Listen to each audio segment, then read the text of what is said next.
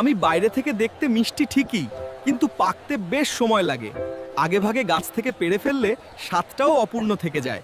কড়া রোদ, ঝমঝমে বৃষ্টি আর দীর্ঘ অপেক্ষা, তবেই তো আমার ভেতরে তৈরি হয় আসল মিষ্টি আমেজ। বাইরে থেকে আমাকে যতটা শক্ত আর খসখসে দেখায়, ভেতরে আমি ঠিক ততটাই নরম। গরম পড়লে সবাই আমাকে হন্যে হয়ে খোঁজে, কিন্তু কেউ একবারও ভাবে না যে নিজের ভেতরের এইটুকু মিঠা আমেজ আগলে রাখা কতটা কঠিন কাজ।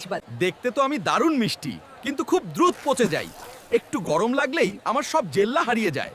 আর সবচেয়ে মজার ব্যাপার হলো, ফল মনে করে, অথচ টেকনিক্যালি আমি কোনো বেরিই নই। আমি দ্রুত কালো হয়ে যাই ঠিকই, কিন্তু তার মানে এই নয় যে আমি নষ্ট হয়ে গেছি। ভেতর থেকে আমি এখনো শক্তিতে ভরপুর।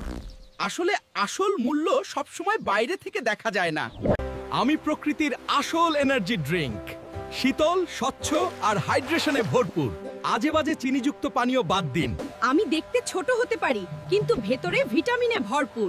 ক্লান্তি হোক বা দুর্বলতা, মাত্র এক টুকরো খেলেই শরীর আবার চনমন। পুষ্টিকর খাবারের আপডেট পেতে চ্যানেলটাকে সাবস্ক্রাইব করে দিবেন, পাশে থাকা বেল আইকনটিও বাজিয়ে দিবেন।